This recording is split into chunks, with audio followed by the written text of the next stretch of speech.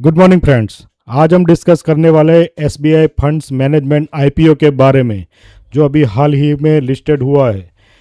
आज हम वो भी डिस्कस करने वाले हैं कि अगर ये आईपीओ आपको अलॉटमेंट हुआ है या लिस्टिंग के दिन ही आपने अगर इसको बाय कर लिया है तो अब क्या करिए, क्या करना चाहिए। दोस्तों, अगर आपने एसबीआई फंड्स मैनेजमेंट का आईपीओ लिया है और अब शेयर लगभग 585 के अराउंड ट्रेड कर रहा है, तो अब सबसे बड़ा सवाल है कि अब क्या करना चाहिए। होल्ड करें, प्रॉफिट बुक करें या एग्जिट कर दिए। चलिए जानते हैं चार्ट के बारे में और उसका लॉन्ग टर्म नज़रिया कैसा है। सबसे पहले चार्ट की बात करते हैं हम। ये एसबीआई मैनेजमेंट का चार्ट है, फंड्स मैनेजमेंट का चार्ट है। फर्स्ट ट्रेडिंग सेशन में फर्स्ट डे फर्स्ट 15 मिनट में हाईएस्ट सेलिंग आ गई। उसके बाद सेलिंग वाज कंटिन्यूसली इंक्रीजिंग। देखो यहाँ पे सेलिंग बढ़ती जा रही थी। धीरे धीरे धीरे धीरे दूसरा दिन आ गया, 21 जुलाई को उसका लिस्टिंग था। सेकंड डे आर्टिफिशियल बाइंग की कोशिश हो गई। 23 जुलाई को मॉर्निंग में 9:45 के अराउंड यहाँ पे ऑलमोस्ट इश्यू प्राइस को टच करके 575 अराउंड बाइंग आ गई और उसको एक 598 का सपोर्ट मिल गया। लेकिन फिर से सेकंड डे 24 जुलाई को सेलिंग आ गई। तो अभी सवाल ये है कि कौन ये बाय कर रहा है, कौन ये सेल कर रहा है। देखिए, कोई भी आईपीओ लिस्ट होता है उसके बाद बहुत ही हाई वॉल्यूम में उसमें अप डाउन्स आते हैं।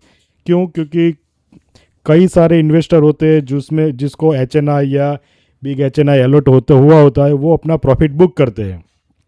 अगर स्टॉक बराबर लिस्टिंग नहीं हुआ तो उसमें से वो एग्जिट करने की भी सोचते। तो high volume activity is the common phenomena in any IPO stocks. अभी इसमें आपको क्या करना चाहिए? अगर आप इसका डेली चार्ट देखो तो डेली चार्ट में क्या हुआ कि 526 का हाई बना के लिस्टिंग डे के बाद कंटिन्यूसली 3 डेज तक वो डाउन रहा। Now on the 24th of July from 572 ये स्टॉक ने अभी बुलिश कैंडल बनाई है। दो इसका वॉल्यूम इतना अच्छा नहीं है, बट अभी हम कह सकते हैं कि whoever have allotted this stock they can keep stop loss of 572। अगर आपको इसमें से निकलना है तो 585 इज ऑल्सो गुड। आप अभी ये प्राइस पे भी प्रॉफिट बुक कर सकते हो 10 रुपीज़ का। That means 2%, that is nominal. तो 2% तो प्रॉफिट लेके निकलना उससे अच्छा है कि आप 572 का स्टॉप लॉस रखो। अभी इसका लॉन्ग टर्म आप देखो तो लॉन्ग टर्म ये एसबीआई फंड मैनेजमेंट भारत की सबसे बड़ी एसेट मैनेजमेंट कंपनी में से एक है। इसलिए अगर आपने लिस्टिंग गेन के लिए लिया है तो आपको 625 को ही निकल जाना था लिस्टिंग डे के लिए।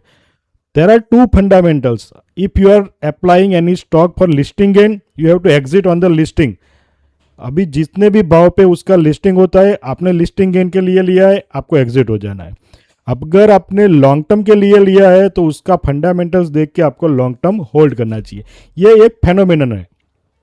अभी आप देख रहे हो कि 3 दिन तक आपने वेट किया, आपने स्टॉक का ऊपर जाने का वेट किया, लेकिन वो अभी ऊपर नहीं गया। एग्जैक्टली 572 अराउंड स्टॉप लॉस रख के आप इसको होल्ड कर सकते हो। ऊपर कहीं पे भी जा सकता है।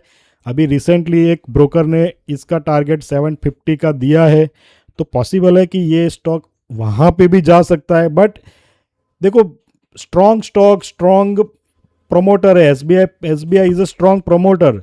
एसबीआई का एक कोट है कि SBI bank, State Bank of India is the bank of every Indian. Okay, so they are also promoting this company SBI fund as the every fund of every Indian, fund of every Indian ऐसे भी promote कर सकते हैं। तो हो सकता है कि 4, 5, 10 साल के बाद ये कंपनी SBI जैसा रिटर्न ले दे। देखो, SBI लाइफ भी ऐसा ही हुआ था। इसकी पेरेंट कंपनी थी SBI लाइफ। अगर मंथली चार्ट आप देखो तो स्टार्टिंग में एसबीआई लाइफ आप देखो तो अराउंड 742 के अराउंड ये लिस्टेड हुआ था। सेलिंग आई कंटिन्यूसली 500 रुपीज़ हो गया, समझो आप। उसके बाद कोरोना आया 20 में, 1000 से अगेन उसने 520 के अराउंड लो बनाया। फिर से अभी उसने जर्नी चालू की तो देखो 20 मतलब कोरोना टू टिल डे 1800 चल रहा है। तो ऐसे स्टॉक्स होते हैं वो आपको 5 महीने 6 महीने के नज़रिए से नहीं लेना चाहिए। आप अगर बात करो 700 टू हाई बनाया 2000, so within 10 years 8 years this stock है गिवन 3x रिटर्न। समझे आप? Same thing happened in HDFC life. HDFC life का IPO आया था। मंथली चार्ट हम बात करते हैं, देखो आप धीरे धीरे धीरे वो बढ़ने लगा। 355 से 500 आ गया। Again it have given a 352 corona के टाइम, अगेन वो नीचे आया। Now if you consider as 500 rupees as a entry, उसके बाद उसने 800 रुपीज़ का हाई बनाया। तो SBI लाइफ ने उतना रिटर्न नहीं दिया। अगर आप HDFC की कोई भी प्रमोटर बात कर, कोई भी HDF फाइनेंस अभी आया, HDFC AMC नहीं, HDB फाइनेंस, ओके यस, उसका रिटर्न देखो तो वो भी रिटर्न नहीं दे रहा है। Only one company HDFC AMC, उसने ही एक स्ट्रॉन्ग रिटर्न दिया है। बाकी सब HDFC के स्टॉक्स पिछले कई साल से बैठे हैं। यहाँ पे SBI फंड्स मैनेजमेंट में क्या है, आपको एक गवर्नमेंट का बैकिंग मिलेगा। PSU सेक्टर है, PSU प्रमोटर है, तो उसका स्ट्रॉन्ग बैकिंग आपको मिलेगा। अगर इसके आप एंकर्स की बात करो तो प्रमोटर्स के साथ साथ एंकर्स का एक बहुत ही बड़ा HDFC mutual fund, ICICI prudential, ICICI IF, government of Singapore, monetary Singapore, LIC भी है। इसमें इन्वेस्टर 7% का स्टेक ले गए, 5% government of Singapore. So anchor is very strong. Nippon life 3% is with Nomura, 3% with black rock, Abu Dhabi investment, government pension fund 3%, HCL capital. तो बहुत ही अच्छे, मतलब समझो आप इतने सारे एंकर है, देख लीजिए आप 120 के अराउंड एंकर्स मुझे पता है मैंने देखा था 120 125। तो इतने सारे एंकर है, इतने सारे म्यूचुअल फंड्स है, वो सब लॉन्ग टर्म के लिए सोचते हैं। तो if your horizon is long term then you can hold. अगर आपको एग्जिट होना है तो यहीं पे भी एग्जिट हो सकते हैं, आपको कोई दिक्कत नहीं है, प्रॉफिट में भी हो आप स्टिल। ओके, रिवर्सल दिया है तो रिवर्सल के हिसाब से आप देख सकते हो कि इसको आप होल्ड कर सकते हो कि नहीं। ओके, SBI फंड्स का अगर बात करें तो डील में अभी कोई डील हुई नहीं है, ब्लॉक डील कोई नहीं है। ओके, म्यूचुअल फंड होल्डिंग भी अभी जो बता रहे हैं एंकर्स की, वो अभी यहाँ पे अपडेट नहीं हुई है। शेयर होल्डिंग की बात करो तो शेयर होल्डिंग प्रोमोटर के पास 88% है, Indian promoters 55, foreign promoters 32%, public के पास 11% है।